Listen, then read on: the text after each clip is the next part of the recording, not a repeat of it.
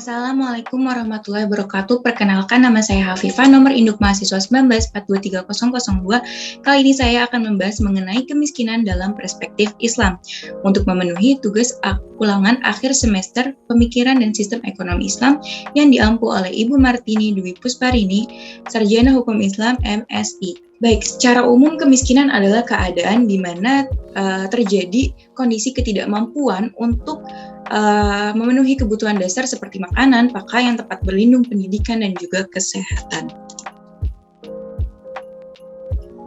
Terus menjadi masalah sebagai nation state gitu, yang memberikan dampak terhadap anak-anak yang tidak bisa mengikuti pendidikan yang berkualitas, kesulitan membayar kesehatan, kurangnya tabungan dan tidak adanya investasi di bagian masyarakat, kurangnya akses ke pelayanan publik, kurangnya lapangan kerja, kurangnya jaminan sosial, dan perlindungan terhadap keluarga. Dan yang lebih parah, kemiskinan ini menyebabkan jutaan rakyat memenuhi kebutuhan pangan, sandang, dan pakan secara terbatas. Bahkan ya, beberapa masyarakat itu rela mempertaruhkan nyawa dan tenaganya untuk menerima upah yang tidak setara dengan biaya tenaga yang dikeluarkan. Padahal masyarakat bekerja demi keselamatan hidupnya dan juga kebutuhan hidup dirinya sendiri maupun keluarganya. Kemiskinan dapat juga disebabkan oleh kelangkaan alat pemenuh kebutuhan dasar ataupun sulitnya akses terhadap pendidikan dan pekerjaan. Jadi kemiskinan itu tidak sulit sekali dihindari, bahkan menjadi kayak bakal selalu ada gitu. Ukuran kemiskinan itu terbagi menjadi dua. Ada kemiskinan absolut yang fokus pada tingkat pendapatan dan kebutuhan. Perkiraan kebutuhan hanya dibatasi pada kebutuhan pokok atau kebutuhan dasar minimum yang memungkinkan seseorang untuk dapat hidup secara layak. Bila pendapatannya tidak dapat mencapai kebutuhan minimum, maka orang tersebut baru dikatakan sebagai miskin. Kemiskinan relatif. Konsep ini menjelaskan bahwa orang yang memiliki tingkat pendapatan yang dapat memenuhi kebutuhan dasar minimum, tetapi masih jauh lebih rendah dibandingkan dengan masyarakat sekitarnya, maka orang tersebut masih tergolong ke dalam golongan miskin. Kemiskinan dalam Al-Quran ini tuh digambarkan dengan 10 kosakata yang berbeda. Yang pertama adalah al-maskanat, kemiskinan, al-fakir, kefakiran, as-ailat, mengalami kekurangan, al-ba'sa, kesulitan hidup, al-imlak, kekurangan harta, al-sa'il, peminta, al-mahrum, tidak berdaya, al-qani, kekurangan dan diam, al-mu'tar, yang perlu dibantu, al-do'if, yang lemah. Sehingga terdapat 33 ayat yang mengandung kata miskin dalam Al-Quran. Secara umum, sebagian orang itu hanya menganggap kemiskinan itu dari segi material saja, gitu. Seperti seseorang itu masuk dalam kategori miskin apabila dia itu nggak memenuhi standar minimum kebutuhan pokok yang dapat hidup secara layak. Sedangkan dalam Islam, kemiskinan itu adalah keadaan di mana manusia itu tidak dapat mencukupi kebutuhan hidupnya untuk beribadah kepada Allah Subhanahu wa Ta'ala. Kebutuhan hidup yang dimaksud itu, kebutuhan hidupnya seperti apa sih? Nah, menurut Hasan ini, kebutuhan hidup yang dimaksudnya itu adalah kebutuhan bagi agama, kesehatan jasmani, intelektual atau pengetahuan atau akal, keturunan, dan juga harta. Gitu.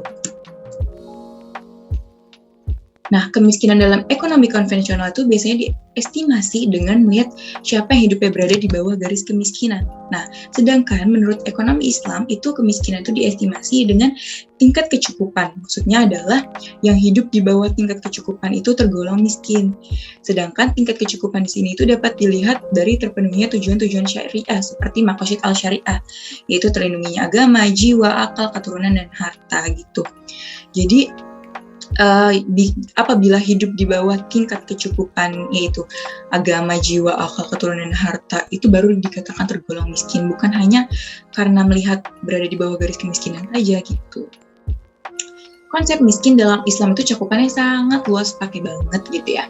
Bukan hanya sekedar pada pemenuhan kebutuhan dasar saja, tetapi juga kebutuhan dasar fisik dan rohaninya juga. Dalam Islam, miskin bukanlah celaan gitu. Karena Allah tidaklah melihat dari status sosial, akan tetapi sejauh mana hamba tersebut mampu bersyukur ketika diberi nikmat dan mampu bersabar ketika diuji. Beda nggak sih fakir dan miskin itu dalam Islam gitu ya? Jadi dalam kata lain tuh orang miskin adalah orang yang tidak memiliki apa-apa, sedangkan orang fakir adalah orang yang memiliki hidup pas-pasan. Maksudnya gimana? Jadi fakir itu adalah orang yang sama sekali tidak mempunyai harta yang dapat tumbuh, sedangkan orang miskin itu mempunyai harta yang dapat tumbuh, tapi mereka tidak dapat hidup layak dengannya gitu. Dan orang fakir itu adalah orang yang meminta-minta, biasanya orang yang meminta dan membutuhkan pada orang lain. Sedangkan orang miskin itu orang yang tidak mau minta walaupun mereka membutuhkan harta tersebut. Tapi ada juga menurut Hasbi As-Siddiqi dalam buku Pedoman Zakat mengatakan sebenarnya tidak ada perbedaan antara fakir dengan miskin dari segi hajat dan keperluan karena keadaannya sama-sama membutuhkan. Baik, kriteria seseorang dikatakan miskin menurut Al-Quran adalah pihak yang berhak menerima zakat. Di sini sudah disebutkan dalam surat At-Taubah ayat 60 ya, sesungguhnya zakat itu hanyalah untuk orang-orang fakir dan orang-orang miskin, pengurus-pengurus zakat para mu'alaf dibujuk hatinya gitu. Untuk memerdekakan budak, orang-orang yang berhutang untuk jalan Allah dan untuk mereka yang sedang dalam perjalanan sebagai suatu ketetapan yang diwajibkan Allah, dan Allah Maha mengetahui lagi Maha bijaksana. Selain itu, ada pihak yang berhak dibantu ekonominya gitu. Sesuai dengan Quran Surat Al-Baqarah ayat 83 ya. Selanjutnya, faktor kemiskinan dalam Islam. Jadi dalam Islam ini terdapat 5 faktor penyebab kemiskinan. Yang pertama, adanya dampak kejahatan dari kejahatan manusia terhadap alam seperti dalam Quran Surat Ar-Rum ayat 41 dan Asy-Syura ayat 30. Seperti apa sih? Kayak penebangan pohon di hutan gitu. Itu kan bakal berdampak pada bagian daerah sebelah sananya gitu yang ditebang hutannya gitu. Jadinya mereka jadi tidak memiliki suatu kekayaan gitu, malah kekayaan diambil orang lain. Adanya ketidakpedulian dan kebakilan suatu kelompok orang kaya atau pemerintah dalam menunaikan haknya kikir. Jadi dia udah kaya tapi dia pelit gitu ya. Quran Surat Al-Imran ayat 180 dan Quran Surat Al-Ma'rij ayat 81. Dan adanya individu atau kelompok yang bersikap zalim, eksploitatif, dan menindas kepada sebagian manusia yang lain, seperti memakan harta orang lain dengan jalan batil. Quran Surat ke-9 ayat 3-4 dan memakan harta anak yatim. Quran Surat 4 ayat 2, 6, dan 10. Dan memakan harta riba. Quran Surat 2 ayat 275. Jadi contohnya seperti apa? Contohnya kayak di masa COVID-19 ini. Lagi butuh-butuhnya kelapa hijau, lagi butuh-butuhnya Bear Brand, tapi harganya misalnya ada sebagian orang yang menaikkan harganya, oximeter dinaikkan harganya gitu, padahal mereka butuh. Tuh, adanya kekuatan politik, birokrasi, dan ekonomi di satu tangan saja.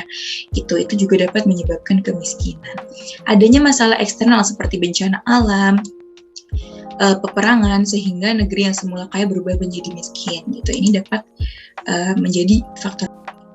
Dampak kemiskinan dalam Islam yang pertama membahayakan akidah, tentunya membahayakan akhlak dan moral, mengancam kestabilan pemikiran, membahayakan kehidupan keluarga juga, mengancam masyarakat dan kestabilan sosial juga.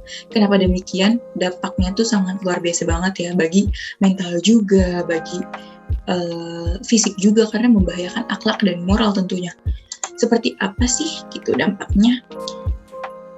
Jadi menghadapi kemiskinan akhir-akhir ini berkembang dalam kehidupan masyarakat dalam tentunya lagi masa COVID-19 ini, dan pada kenyataannya telah mendorong berbagai tindakan kejahatan seperti pencurian, penipuan, dan perampokan yang sangat mengusik ketenangan hidup masyarakat. Contohnya seperti apa nih? Contohnya di masa pandemi COVID-19, dampak perpanjangan PPKM, kemiskinan tak terbendung, dampak ekonomi, skenario PPKM darurat diperpanjang 6 minggu yang dapat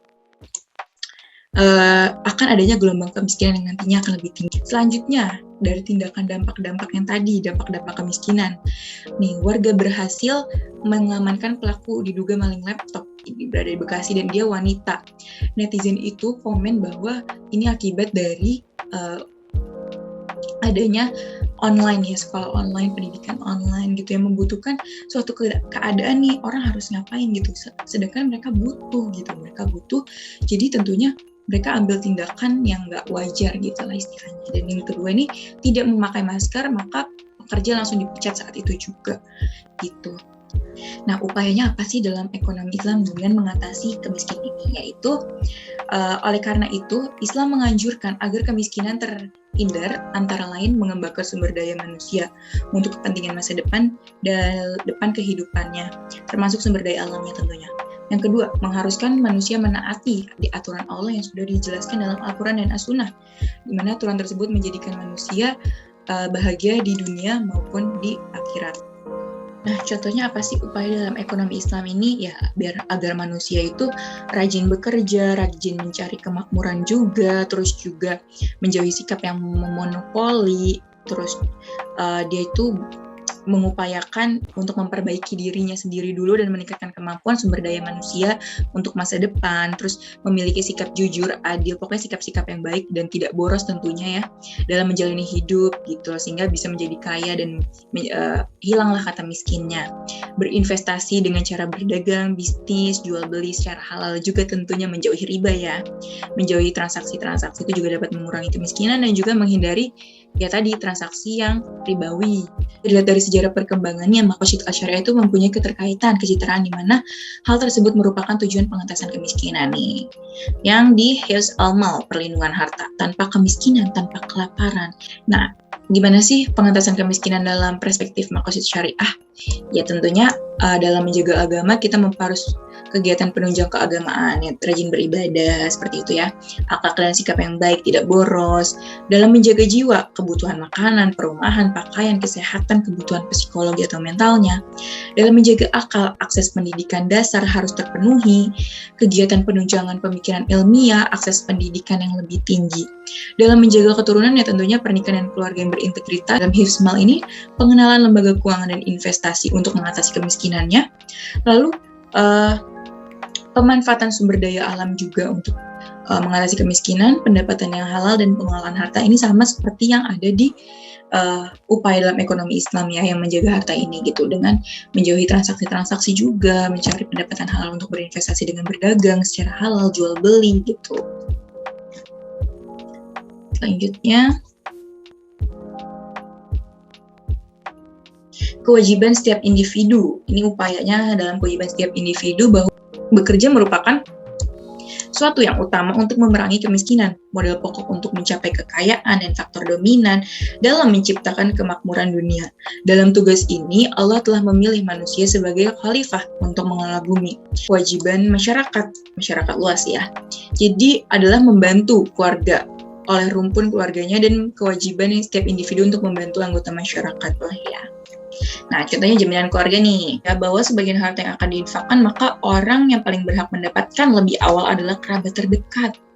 Gitu. Hal ini menunjukkan betapa argennya hubungan kekerabatan itu, dan hal ini mengisyaratkan tentang adanya tanggung jawab pribadi terhadap keluarga yang lain. Itu ya. Jadi zakat ini tuh dapat meningkatkan kesejahteraan masyarakat yang rendah untuk kemiskinan, sehingga orang yang kaya itu ya tadi dapat membagi haknya untuk orang miskin gitu. Hal ini juga supaya harta tersebut tidak terputar di orang-orang kaya saja gitu. Jadi semua harus maju. Derma sukarela atau filantropi. Nah, filantropi ini seperti infak, sedekah, wakaf. Itu hal ini kayak Idul Adha juga termasuk itu untuk mendorong partisipasi masyarakat dalam kebutuhan negara terhadap memenuhi kepentingan publik seperti pembangunan sarana dan prasarana, pemenuhan konsumsi dan lainnya untuk kepentingan umum guna mensejahterakan bersama, untuk kesejahteraan bersama. Terus selanjutnya ada kewajiban pemerintah ya tentunya gitu. Jadi negara itu harus bertanggung jawab terhadap rakyatnya saat krisis ekonomi yang terjadi di dunia modern, sehingga meningkatkan jumlah orang miskin gitu. Oleh sebab itu, kebutuhan dasar berupa makanan juga tidak dapat dipenuhi juga.